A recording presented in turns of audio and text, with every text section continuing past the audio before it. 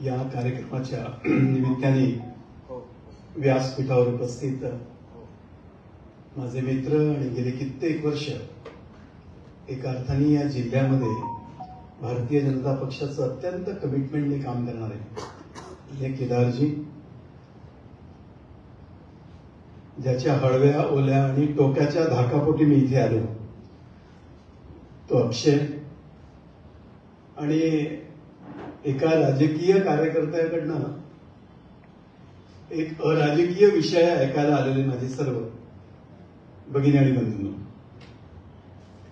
तुम्ही सगळ्यांनी खूप मोठी हिंमत केली आहे. खरं आजकाल राजकारण्यांकडनं राजकारण सोडून ऐकणं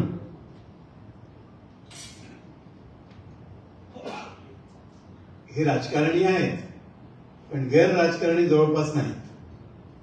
म्हणजे प्रवासामध्ये मला खूप वेळा जाणवतं की आपण जर एखाद्या माणसाशी नॉर्मल बोलत असून त्याला 15 मिनिटांनी कळलं की हा आमदार आहे, मला माहिती आहे काय नका सांगू आम्हाला.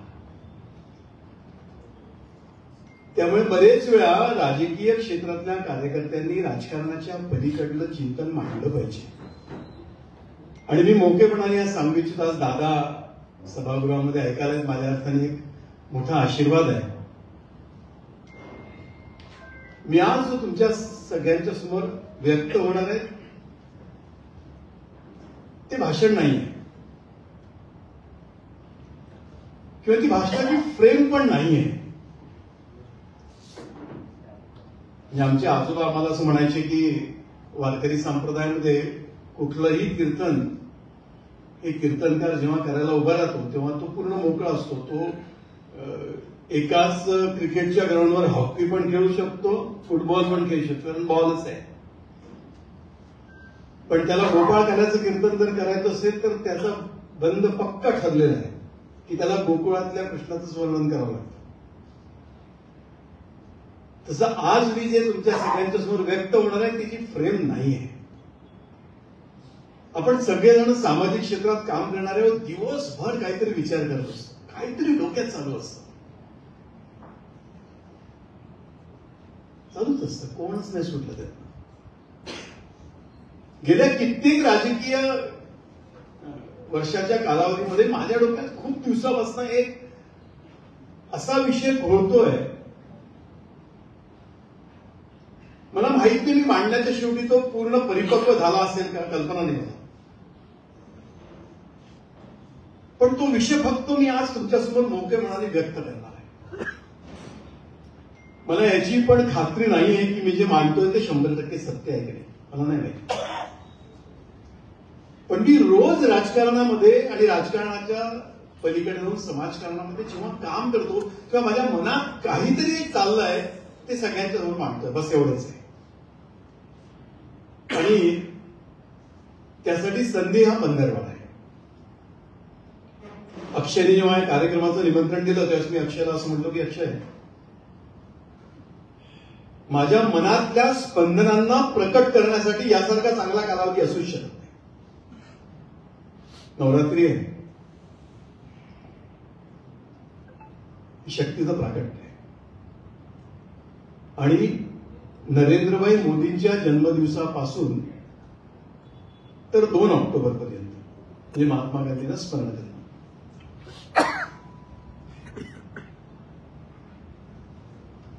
हिंदुस्थानच्या राजकारणाच्या इतिहासामध्ये सगळ्याच पक्षामध्ये खूप चांगली माणसं झाली, सगळ्याच पक्षामध्ये.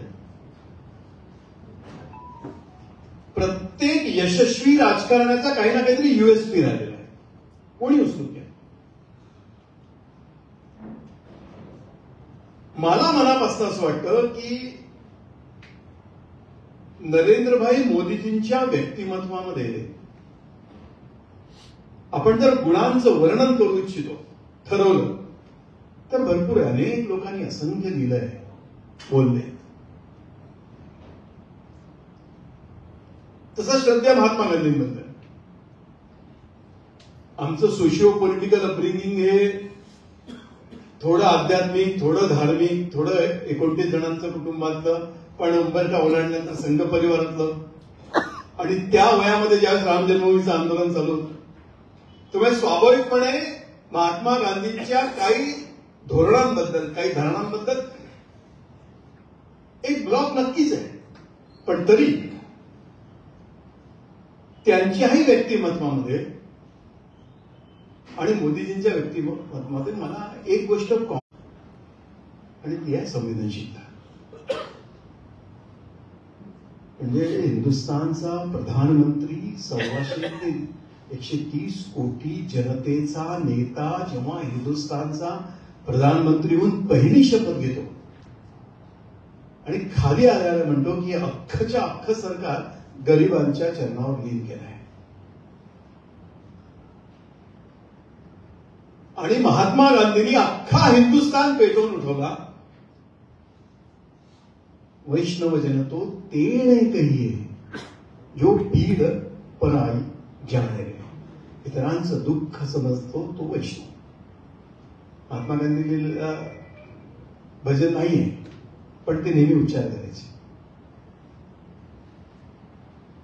किंवा मोदीजींनी जे कॉइन केलं, सबका साथ सबका विकास.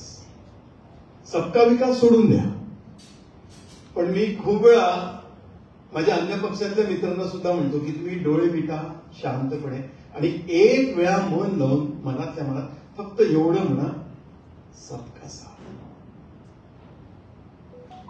या दोन शब्दामधल्या ज्या संवेदनशीलतेचा धागा आहे ना, तो विराट आहे, तो अफाट आहे, प्रचंड खोल आहे.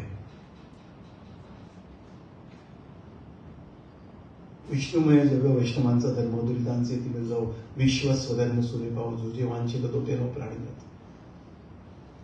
सर्वे तुना संतु सर्वे संतु निरामया सर्वे भद्राणी पश्यंतु. हे सगळ्याचं भाव विश्व सबका साथ. हा जो सबका आहे ना, या सबका या शब्दाचं जे भावविश्व आहे त्याचा इतिहास पण प्रचंड मोठा आहे, खूप मोठा आहे. म्हणजे आम्ही लहानपणी, जसं मगाशी अक्षयने उल्लेख केला की माझ्याकडे 4थी पिढी वारी आहे, आमच्याकडे वारकरी संप्रदायाचं आहे. आम्ही अगदी लहानपणापासून भगवान कृष्णाच्या गावागाव सांगणाऱ्या कीर्तनकारांच्या माध्यमातून कथा ऐकत. आणि मी जेव्हा पूर्णवेळ काम केलं त्यावेळेस मी श्रीमद भागवत एक वेळेस वाचलंय. आपल्या सगळ्यांना कदाचित कल्पना आहे की भगवान कृष्ण ज्यावेळेस देवकीकडनं यशोदेकडे आले आणि वर्णन आहे भागवतामध्ये की ते खोड्या करायला लागले.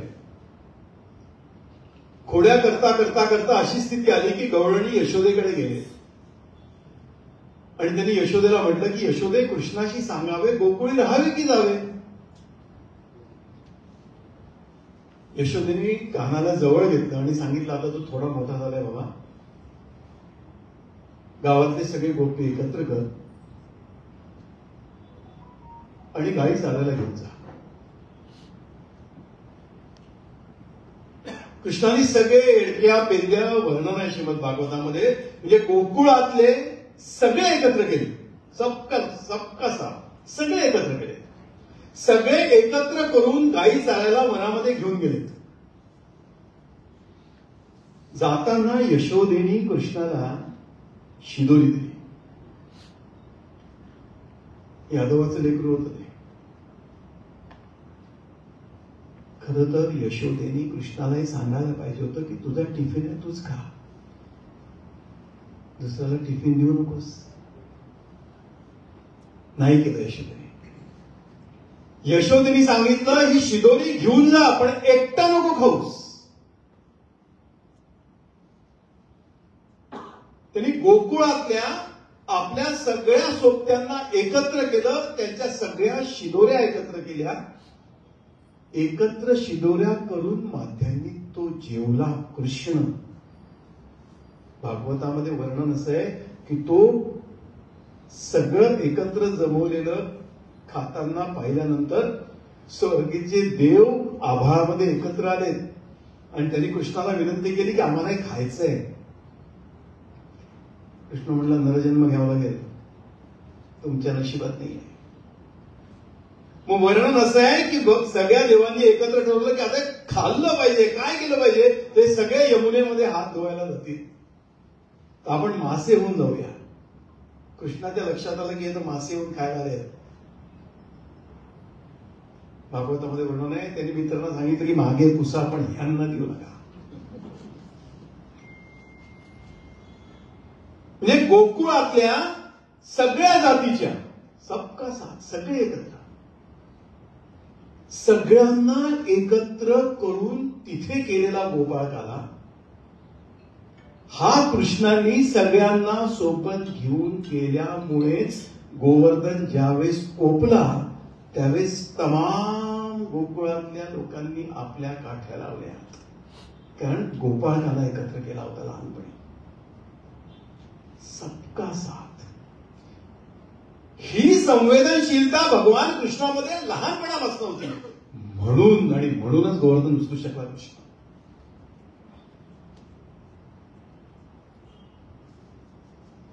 मला बरेच वेळा असं वाटतं की समाजामध्ये समाजाचा विचार करणारी माणसं जोपर्यंत ही संवेदनशीलता टिकवत नाही, जपत नाही, विकसित करत नाही, तोपर्यंत त्या त्या काळात जेव्हा जेव्हा इंद्र कोपतो ना त्या त्यावेळेस गोवर्धन उचलल्या जाऊ शकत नाही. शक्यच नाही, केवळ अशक्य. मी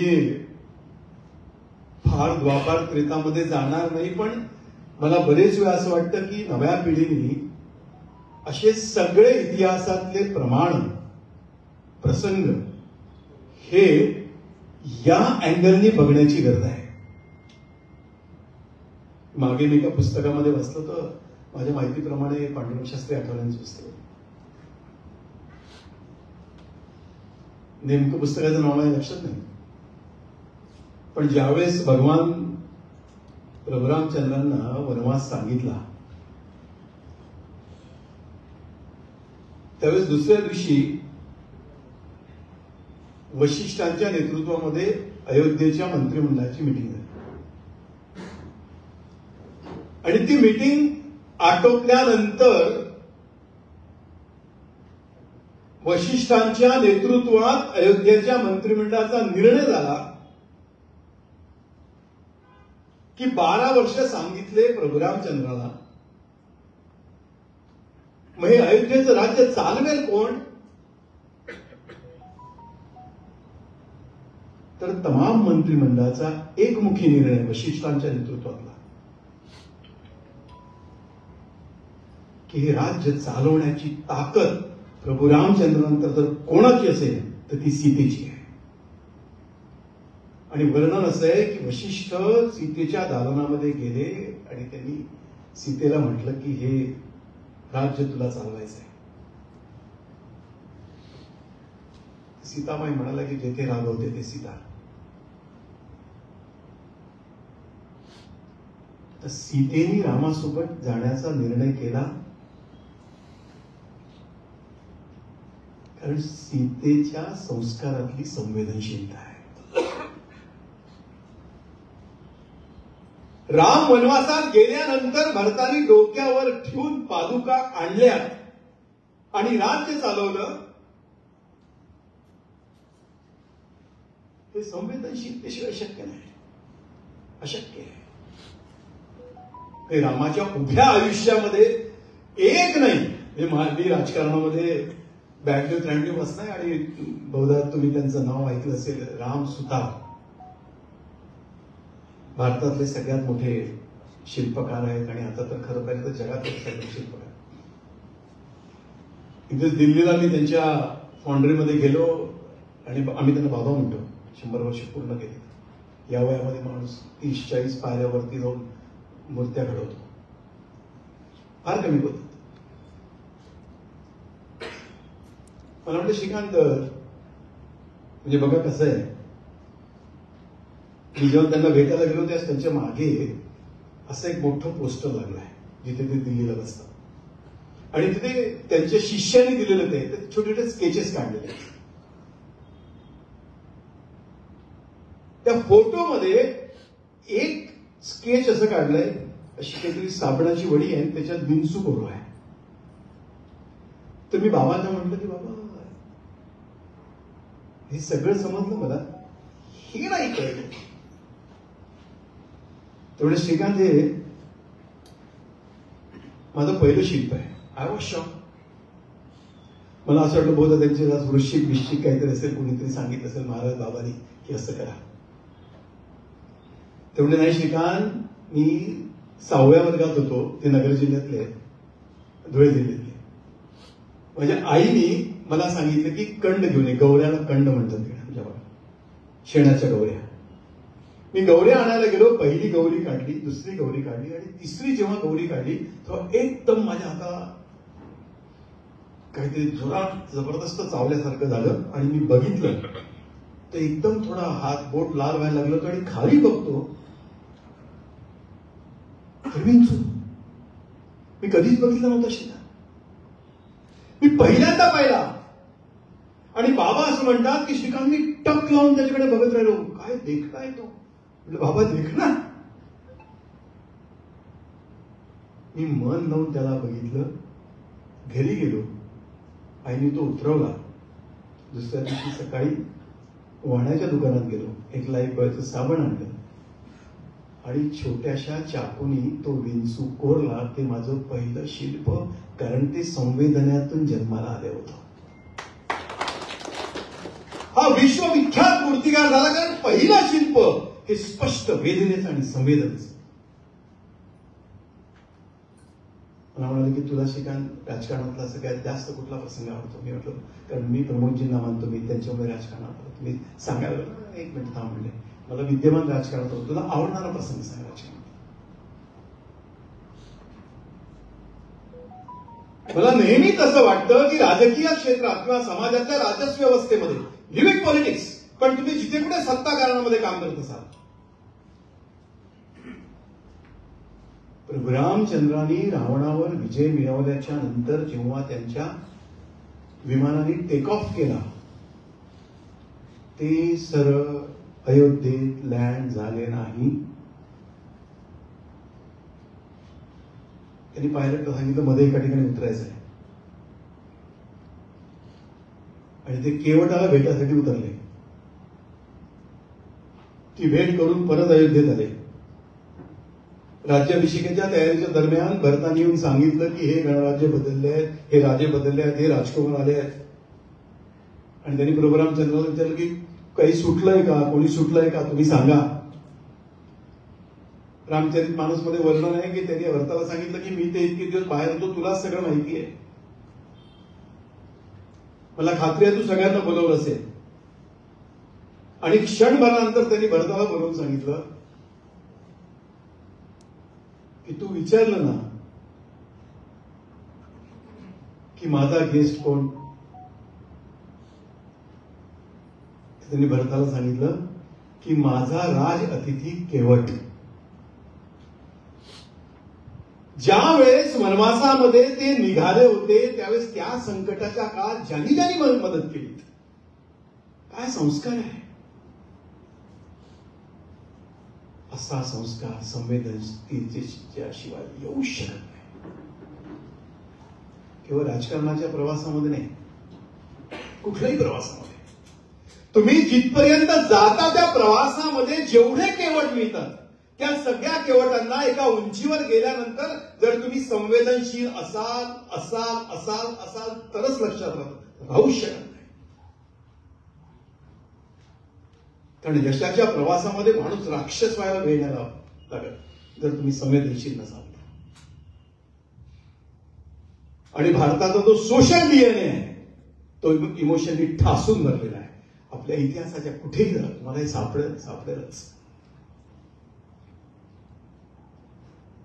म्हणजे केवळ त्रेता नाही, केवळ द्वापार नाही, अलक्षेंद्री हिंदुस्थानामध्ये आक्रमण करण्याच्या कालावधीमध्ये एका चाणक्याने चंद्रगुप्ताला समोर करून अख्खा देश उठून उभा केला. संवेदनशील नसते तर शक्यच नसतं. Leave it. हिंदुस्थानच्या स्वातंत्र्याच्या लढ्यामध्ये जे जे लोक लढायला उतरले, जे त्या सगळ्यांना याची पूर्ण कल्पना होती की हिंदुस्थानचा सामान्य माणूस हा EQ बेस आहे. शरीर, मन, बुद्धी आणि आत्मा. जगाच्या पाठीवर या चारही गोष्टींचे वेगवेगळे प्रभाव आहे. पण भारतामध्ये सगळ्यात मोठा प्रवाह हा माणसावर नंतरच्या दोनचा आहे. मी खूप वेळा गमतीने याचा उल्लेख करतो की तुम्ही एक वेळा रस्त्यावर जाऊन प्रयोग करून बघा आणि एका माणसाला तुम्ही रस्त्याच्या चौकामध्ये नॉर्मल शिवी द्या की तू भिकारी आहे, तुला विचारतंय कोण, त्याला राग येईल. पण त्याच माणसाला नंतरच्या चौकामध्ये त्याच्या आईवर शिवी देऊन बघा, कदाचित त्याची आई तरी बघितली सुद्धा नसेल. तो यार मापे गाली नाही बता होते आईला शिवी द्यायची का, कशामुळे? भारतामध्ये किंवा हा एकमात्र देश असा आहे की तुम्ही एसटी बसमध्ये बसा, आई जेवायची, आपण काकी काकी काकी काकी तर बाजूला 2 मिनिट, मावशी मावशी 2 मिनिटं बाजूला, मावशी आहे कधी खरंच नाही ना. पण आपला सोशल डीएनए इमोशनली ठासून भरलेला आहे, ठासून. आणि याची पूर्ण कल्पना हिंदुस्थानच्या लढ्यामध्ये लढणाऱ्या तमाम नेत्यांना होती. म्हणजे तुम्ही या देशामध्ये असं कुठलं कुटुंब आहे की ज्याचे 3 प्रधानमंत्री ते सांगू आपण, पण असं कुठलं कुटुंब आहे की ज्याची 3 मुलं भासावर लटकलेत? या देशाच्या स्वातंत्र्याच्या लढ्यामध्ये तमाम लोकांची भाषणं घ्या, सगळे इमोशनली ठासून भरलेले आहे. कारण त्यांना कल्पना होती जोपर्यंत हे संवेदनशीलता प्रकट होणार नाही तोपर्यंत हा देश पेटल्याच जाऊ शकत नाही. उचललेस तू मी जो मोठं बरे साम्राज्याचा खचला पाया, काय फरक पडला? स्वातंत्र्याच्या लढ्यामध्ये एकाचही भाषण असं नाही की हे इंग्रज आलेले आहेत, त्यांनी तुमच्या खिशाचा ताबा घेतला आहे आणि तुम्हाला पाहिजे तसे नाचवत आहे, नाही. आणि पूर्वी राजाच्या पुढे राजा जन्माला यायचा, आता प्रजेच्या पुढे राजा जन्माला येतोय. हा जो मधला काळ आहे, राजा दिसत तो होता पण चालवत इंग्रज होते. त्या काळामध्ये सुद्धा नेत्यांची तमाम भाषणं अशीच आहेत. नेमजसिने परत मातृभूमीला सागरा प्राणा तळमळला, संवेदनांनी ठासून भरलेले आहेत. म्हणजे सावरकरांना असं वर्णन आहे, त्यांची पत्नी भेटायला गेली आणि जेलरनी काही क्षणांचा वेळ दिला.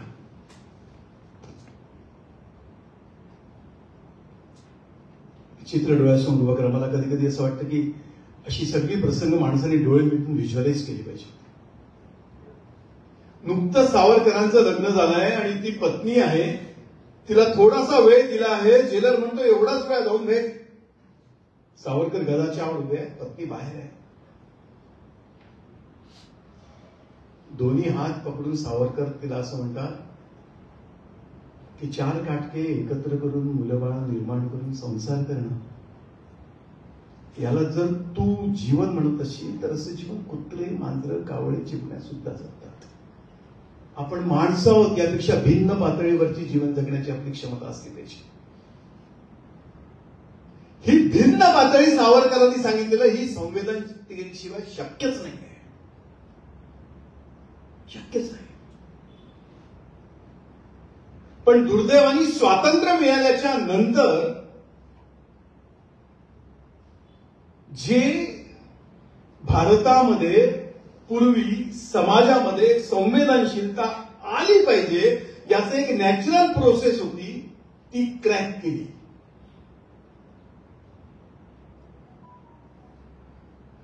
आणि जे षडयंत्र एका अर्थाने मॅकॅलोने आणलं, आपल्यापैकी बरेच जणांना कदाचित कल्पना असेल की मॅथ्यूज आणि मुंडोज नावाचे दोन इंग्रज लोक या देशामध्ये आले.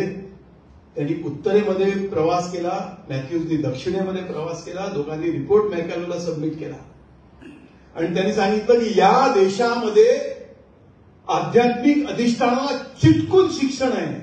हे जोपर्यंत क्रॅक करणार नाही तोपर्यंत हा देश आपण चालवू शकणार नाही. आणि हे मॉड्यूल मात्र इंग्रजांनी आपल्या देशामध्ये घेऊन गेले. भारतामध्ये एकही कॉन्व्हेंटची शाळा नाही जिथे चर्च नाही. समजून घ्या. आणि अशी किती देवळं आहेत की जिथे गुरुकुल आहेत.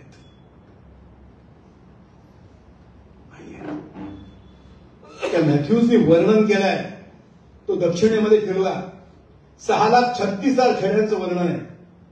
तो म्हणतो की 92% गावामध्ये गुरुकुल आणि धार्मिक अधिष्ठान एकत्र आहे.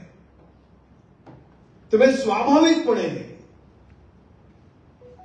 इतरांचा विचार करण्याचा संस्कार ज्या मंदिरामध्ये होत होता ते रिफ्लेक्ट शिक्षणामध्ये होत होता. सेम उत्तरेमध्ये घडलं असंच वर्णन आहे. पण भारतामध्ये स्वातंत्र्य मिळाल्यानंतर शिक्षण एकीकडे आलं,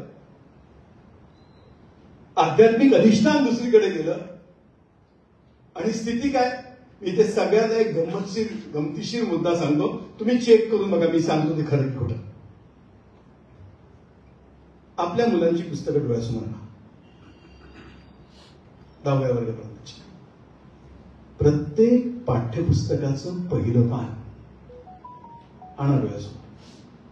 भारत माझा देश आहे, सारे भारतीय माझे बांधव आहेत, माझ्या देशावर माझं प्रेम आहे, या देशाची समृद्धी नटलेल्या परंपरांचा मला अभिमान आहे. बरोबर. आता तुमचा मोठा मुलगा आणा डोळ्यासमोर, BSc first year, BA first year, BE first year. पान आहे. कोणी उडवलं? का उडवलं? म्हणजे मिनिमम कमीत कमी ते बायोलॉजी शिकायचं कशाला? पहिल्या पानासाठी. केमिस्ट्री शिकायचं कशासाठी? पहिल्या पानासाठी. मराठी शिकायचं कशासाठी? पहिल्या पानासाठी. कमीत कमी दिसत तो होतं. पण तो जेव्हा वयाच्या 18 वर्षाचा झाला रे झाला की त्याच्या वहीचं पहिलं पुस्तकाचं पहिलं पान गायब आहे. त्याच्यामुळे वयाच्या 18व्या वर्षी नंतर I am a king, my wife is queen, my son is prince, my house is kingdom. जहन्नुम येते आहे समाज.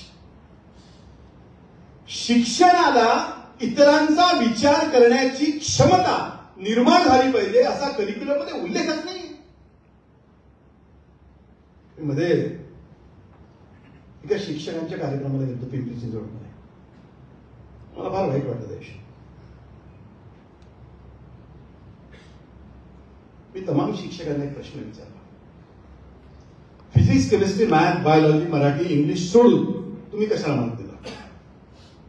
तर म्हणजे स्काउट, स्पोर्ट्स.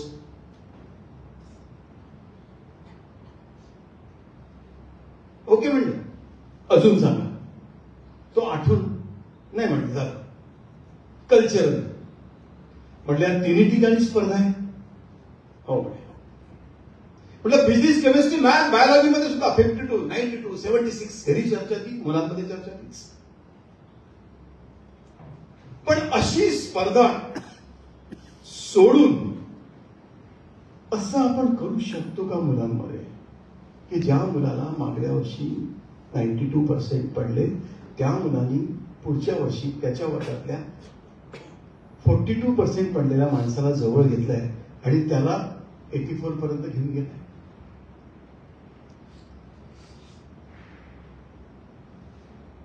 का विचार नाही करत आपण?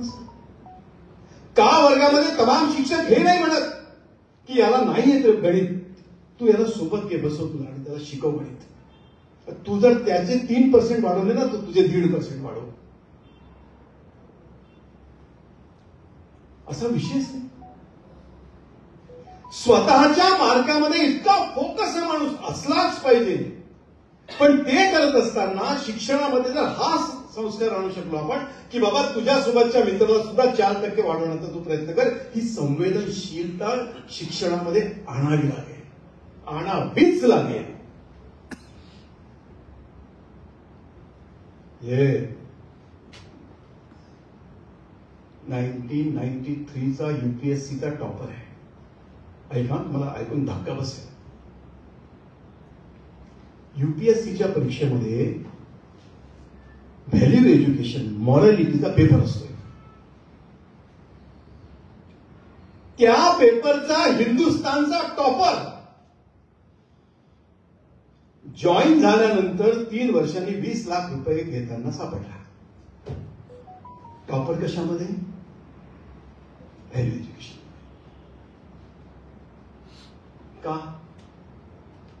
कारण तो जे शिकत शिकत शिकत शिकत शिकत शिकत आला आणि सरकारी अधिकारी झाला, त्या सिस्टीम मध्ये काय चाललंय?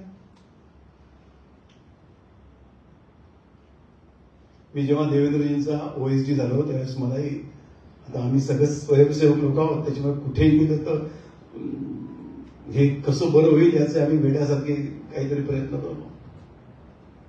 मी विनंती केली आणि मी म्हटलं हे क्लास 2 ऑफिसर, क्लास 1 ऑफिसर काय शिकतात हे पाहिलंच पाहिजे. म्हणून मी त्यांचं मॉड्यूल बघायला गेलो ट्रेनिंगचं. मी ट्रेनिंगचा मॉड्यूल बघितलं. Efficiency, capacity, dynamism, information, knowledge. मी म्हटलं morality, value education, emotions, sensitivity, no. त्यामुळे तो अधिकारी ज्या वेळेस त्या खुर्चीवर बसतो, आणि आमच्याही चुका आहेत काही, हे मला तर कधी कधी कळत नाही. सावरकरांनी इतके चांगली मराठीमध्ये शब्द आणलेत, किंवा तरी आपणही विचार केला पाहिजे. इंग्रजांनी त्याला म्हटलं होतं ऑफिसर, है ना, ऑफिसर, कारण तो ऑफिसमध्ये जायचा. आम्ही त्याला म्हटलं अधिकारी. 70,000 रुपये महिन्याचा पगारी येतो. आम्ही त्याला म्हणतो तू अधिकारी, तू अधिकारी, तू अधिकारी. मी अधिकारी, मी अधिकारी, मी अधिकारी. अधिकार, अधिकार सामान्यांमध्ये आहे डेमोक्रेसीमध्ये, पण आम्ही त्याला कंटिन्यू अधिकारी म्हणलं. मग परिणाम काय? कारण मॉरॅलिटी काही शिकत नाही, व्हॅल्यू एज्युकेशन शिकत नाही, संवेदनशीलता. तर तो चेअरवर बसला की त्याचं कॅबिनच्या आतमध्ये जेव्हा माणूस येतो ना, तेव्हा तो त्या माणसाचं FILE पाहतो, LIFE बघतच नाही, फक्त फाईल पाहतो. आणि त्यामुळे हिंदुस्थानच्या प्रशासन व्यवस्थेतली जी संवेदनशीलता आहे ती क्रश, खतम, खून झालाय त्याचा. 55, 60, 65 वर्षाची अफाट विराट असलेली मोठीची मोठी रचना ही का कशी आहे? IAS आहे, IPS आहे, क्लास 2 ऑफिसर आहे, विद्वान आहे, प्रचंड हुशार आहे. मग फिटलंय कुठं? संपतंय काय? अडलंय कुठं?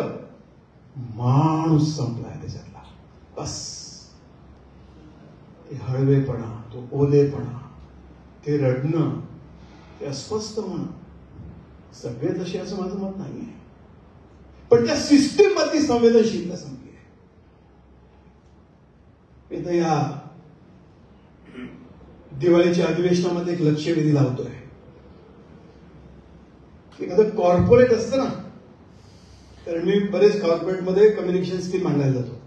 मी कित्येक कॉर्पोरेटमध्ये दर 3 वर्षांनी, दर 2 वर्षांनी त्याची सिस्टीम, त्याचं डिसिजन मेकिंग प्रोसेस, त्याची इफिशियन्सी कशी वाढेल, त्याचा लास्ट टार्गेट काय, याचं रिसर्च करतात. आमचं 70 वर्षात सरकारचं रिसर्च नावाची गोष्टच नाही. तो कलेक्टर तिथेच बसलाय, तहसीलदार तिथेच बसलाय, ती खुर्ची अजून 20 वर्षाने तशीच तिथेच, रिसर्चच नाही. का विचार कोणी केला नाही की ती संवेदनशीलता पुन्हा आली पाहिजे, आणली पाहिजे. छत्रपती शिवरायांच्या आयुष्यामध्ये जे वेगवेगळे विषयातले अभ्यास केले जातात, त्यातली त्यांची प्रशासन व्यवस्था, त्याचा जे लोक अभ्यास करतात ते असं म्हणतात की त्यांचं शासन हे रयतेचं होतं, तो जाणता राजा होता, कारण तो शेवटच्या माणसाशी इमोशनली कनेक्ट होता. आम्ही त्यांच्या नावाने राज्य करतोय. कधी कधी इतकी गमतीशीर विषय आहे की आई जिजाऊंनी शिवरायांना रामायण आणि महाभारत शिकवून मोठं केलं. आमच्या एज्युकेशन सिस्टीम मध्ये कुठेच नाही.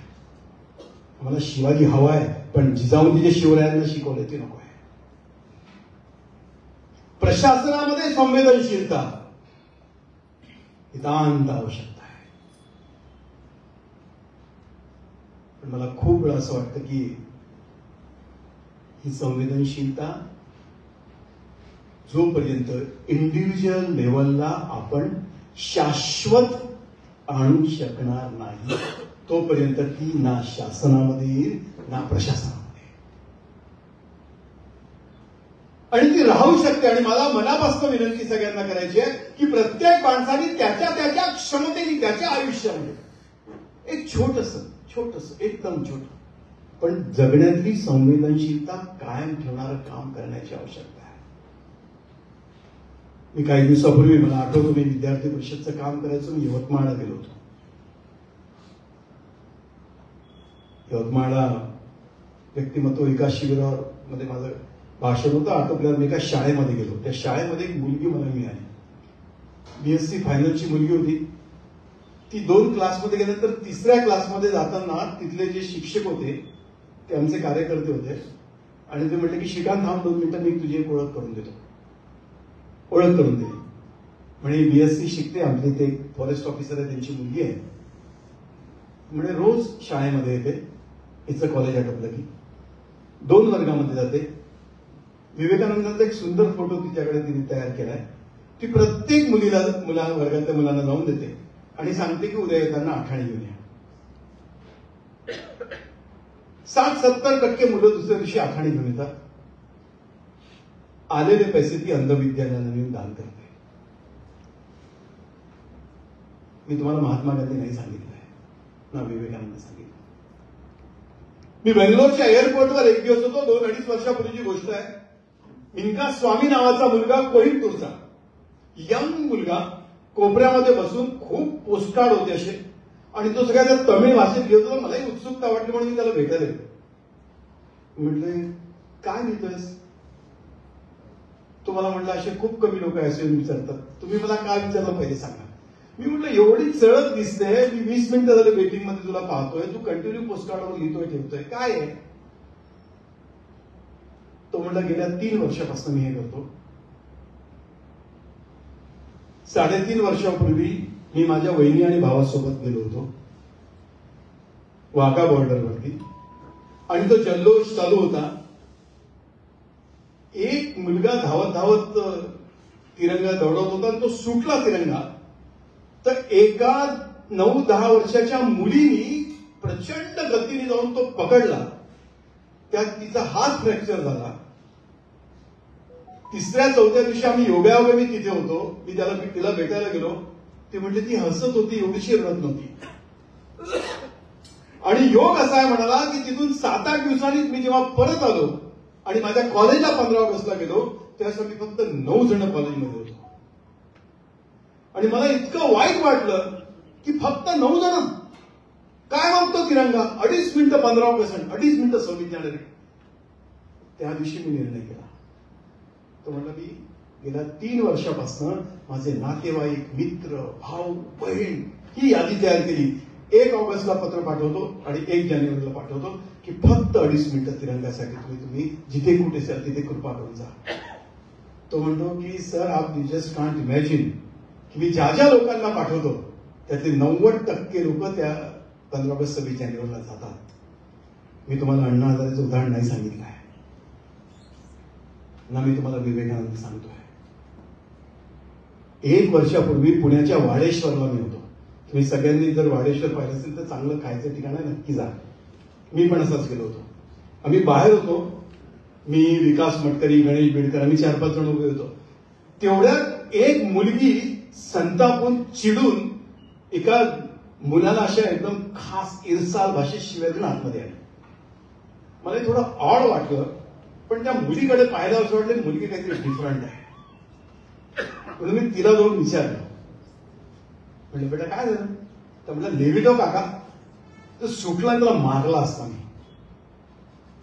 एवढी दुर्गा झाली का बेटा, काय झालं? ते म्हणजे ती बघ, ती गाडी बघता का, ती माझी गाडी ती बाहेर आली. तिच्या गाडीच्या दोन्ही बाजूला 2 बॉक्स ठेवले होते.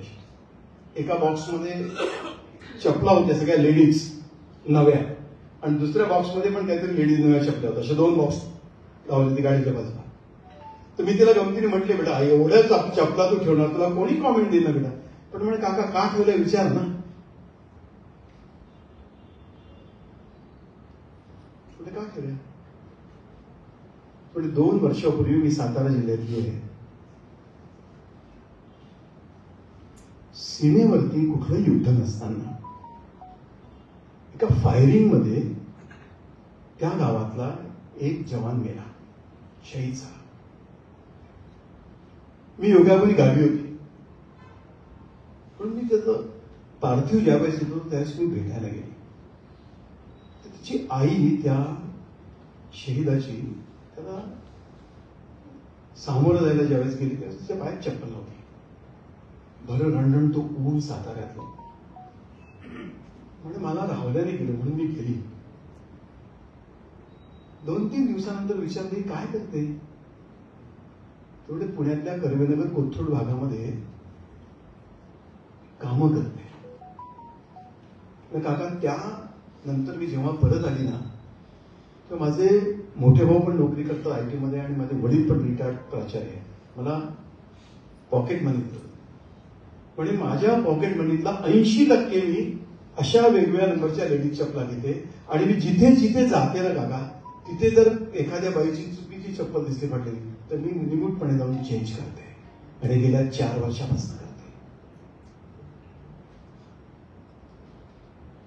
मी तुम्हाला राणी लक्ष्मीबाईचं उदाहरण नाही सांगितलं. One mission for the nation, एक संवेदनशील काम आयुष्यभर करण्याचं. आयुष्यभर छोटं काम, छोटं घ्या, कुठलंही छोटं, पण ते आयुष्यभर करा. समाजातली ही जी संवेदनशीलता आहे ही जोपर्यंत स्वतःच्या आयुष्यामध्ये आपण तेवट नाही ठेवू ना. अक्षयनी आणि केदारनी त्याचा उल्लेख केला. मी तर्पण फाउंडेशनचं काम करतो. बालरत्न आपल्या सगळ्यांना माहिती आहे की आपण अनाथालयामध्ये जेव्हा केव्हा तुम्ही सगळे जात असाल ना, तुम्ही अनाथालयामध्ये लहान लहान मुलं पाहता. इव्हन 4 वर्षापूर्वी जर तुम्ही ज्या अनाथालयात गेला असाल ना, तो मुलगा आता तिथे नाहीये. तुम्हाला प्रत्येक वेळेस नवीन लहान मुलं दिसतात. कोणी कधी विचार केलाय का की मुलगा जातो कुठे? कुठे जातो तो? त्याला आई नाही, वडील नाही, भाऊ नाही, बहीण नाही, कोणी नाही ना, म्हणून तो अनाथालयात आहे. मग तो जातो कुठे? 18 वर्षाचा झाला तर त्याला बोलावून सांगतात की तू आता इथून जा. कुठे जा? कुठे जायचं त्यांनी? कोण आहे त्यांचं? Up to 18, there are many organizations. Even there is government also. After 18, मी तुम्हाला सांगतो, मी 6 वर्षापूर्वी बालगृहातून बाहेर पडलेल्या 18 वर्षावरच्या अनाथांमध्ये काम चालू केलं. या मुलांना आधार कार्ड नाही, या मुलांना राशन कार्ड नाही. समाजामध्ये मुलं फिरतात आहेत.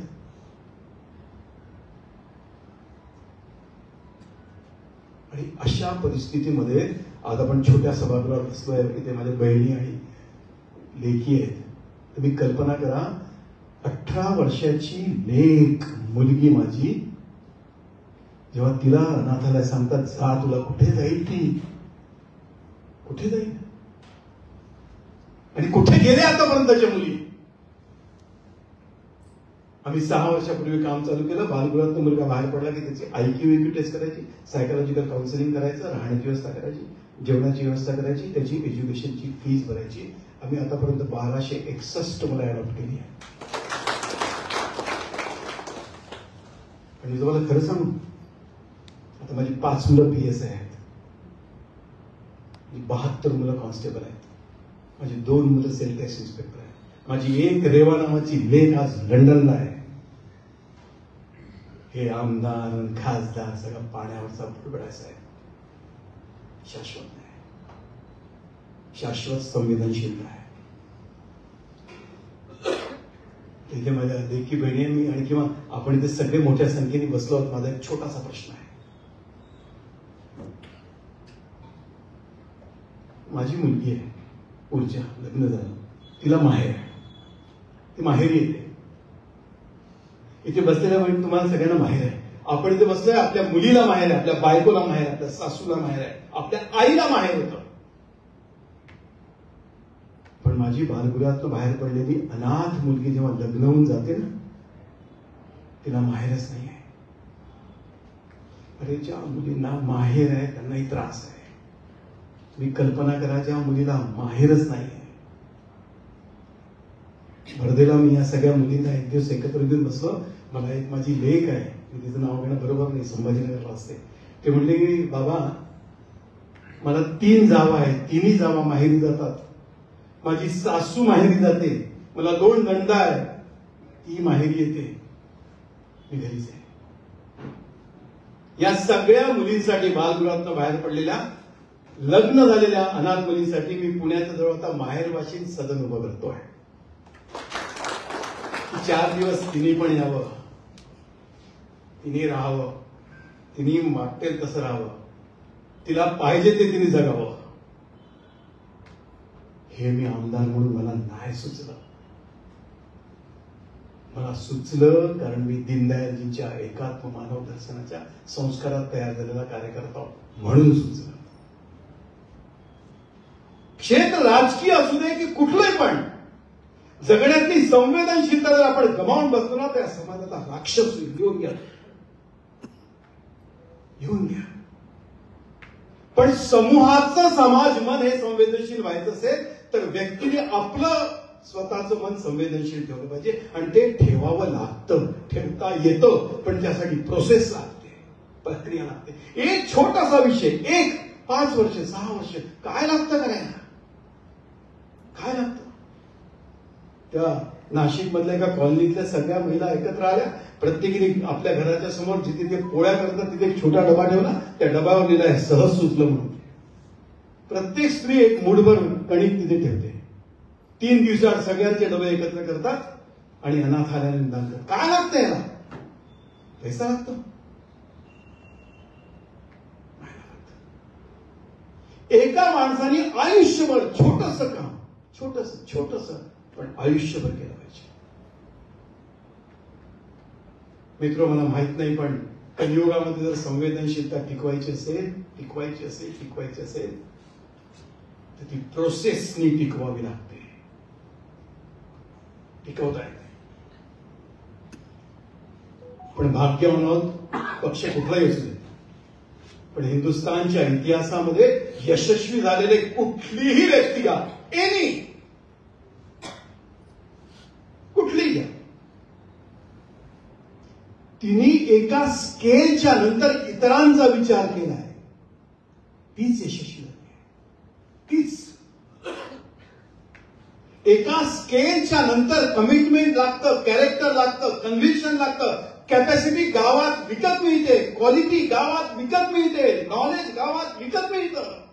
कॅरेक्टर कमिटमेंट नाही मिळत, आणि ते विदाऊट संवेदनशीलता शक्यच नाही. तेव्हा इंडिव्हिज्युअल सेन्सिटिव्हिटी, व्यक्तिगत संवेदनशीलता जर आपण टिकवू शकलो तरच समाजाचं सामूहिक संवेदनशीलता टिकेल. आणि यानंतरच्या कालावधीमध्ये 50-60 वर्षामध्ये नॉलेज मिळेल, कॅपॅसिटी मिळेल, पण वर्गामध्ये माझ्या मुलाला 92% जर मिळत असेल तर मी मुलाला बोलावून हे सांगतो का रे शेजार त्याला 72% घेऊन बस बेटा, त्याला पाठव त्याचे 5%. उंबरठ्याच्या आत आणि उंबरठ्याच्या बाहेर ही संवेदनशीलता टिकवावी लागणार आहे. तुम्ही शिक्षक असा, प्रशासकीय अधिकारी असा, राजकारणी असा, एनजीओ चालवणारे असा, कुठल्याही क्षेत्रात असा, पण वैष्णव जन तो तेणे कहिए जो पीड पराई जाणे. आणि मला असं वाटतं की अशा सगळ्या प्रयोगातनं, प्रकल्पातनं, योजनातनं आपण समाजातली ही संवेदनशीलता एकत्रितपणे टिकवूया आणि हिंदुस्थानच्या डीएनएचं हे सगळ्यात मोठं वैशिष्ट्य आहे की काळाच्या अनुरूप या देशामध्ये समाजामध्ये अशी माणसं लोक आली आहेत की त्यांनी काळाच्या अनुरूप समाजाला काय लागतं याचा विचार केलाय आणि यावरच विश्वास ठेवून आपण सगळे लोक सार्वजनिक जीवनामध्ये काम केलं असं मला वाटतं. मला बोलावलं, आपण सगळ्यांनी ऐकून घेतलं. खूप खूप धन्यवाद.